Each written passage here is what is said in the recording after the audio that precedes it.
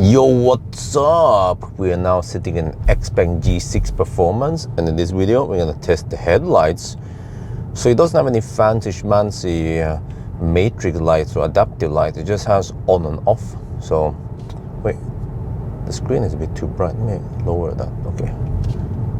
Wait, the main screen is now okay, but the instrument cluster is still kind of bright. Well, Chinese cars tend to be like that. That some of the screens, even at the lowest intensity, is too bright. But whatever, let's just leave it at that. Okay. Boom! Ooh! Wait, let me try to lower the instrument cluster light a bit, because it gets. I mean, it's pitch dark now, right? And the instrument cluster is just kind of shining right in my face here, which is a bit disturbing for my night vision. So let me display. Dashboard brightness. Okay, now I turn it down to the lowest, so that's better. Okay, right, let's now focus on the test here. So yeah, I mean it's okay. Yeah, it has okay spread, okay strength. Maybe not as good as the German cars, but still, this is way above the average for a Chinese car. But I feel like maybe slightly less spread and strength than, for example, NIO, the new ES8. I haven't tried EL8 yet, but yeah, look, I mean, it's still okay. Yeah, it's still okay. I would probably personally get a LED bar, but it's not the worst I've seen. But you can see that distinct edge over there, you know, like, I don't know, you see it there, you know, like a little set or something. So there's a, I don't know what's up with that. That's just a low beam, and then the high beam just comes top of that. So, I mean, yeah, it kind of works. Just wish that we had more light to the left now, right? Does it do any refocusing when we do this? Wow.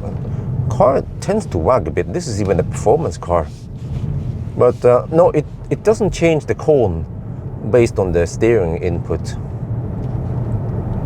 But yeah, like now I feel like I'm slightly in the dark on the right side when I go this curve here, you know? Here, and then same when I now take the left curve, I feel like I'm slightly in the dark over there. Okay, we have lid area, so I mean that's fine, right?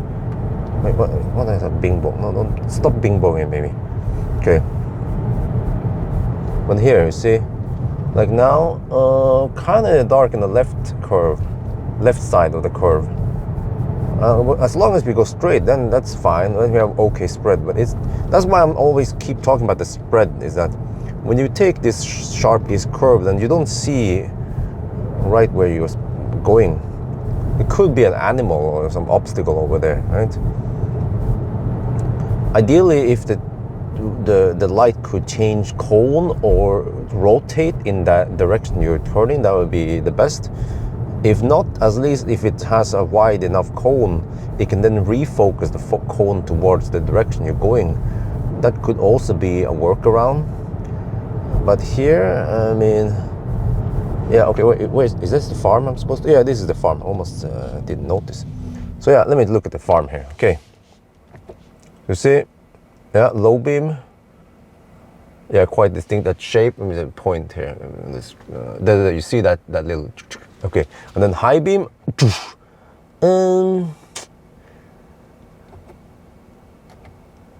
We're not gonna wake up any farmers at least. But yeah, it's okay, now that I shine right against the trees, I see that, okay, there is some strength and some wideness in somewhat narrow band in front of us. Well, if I would do a side-by-side comparison to, for example, Volkswagen, the ID light, you know, ID3, ID4, ID7, whatever, you will see a big difference. It's just it's like way wider and stronger. And also when I tested some, like, I think it was the BMW, they're also really nice and wide. But here, I mean, okay, it's okay, yeah. one of the better Chinese cars at least, but just below average when it comes to German cars. So yeah, I wouldn't say the Chinese cars, they still have a long way to go to match German, but it's still below the Germans. I don't know why German cars, they have pretty good headlights, but that's like a reference almost. German cars, they are, it's the best. Yeah, I'm just kidding, but they are actually pretty good in many terms.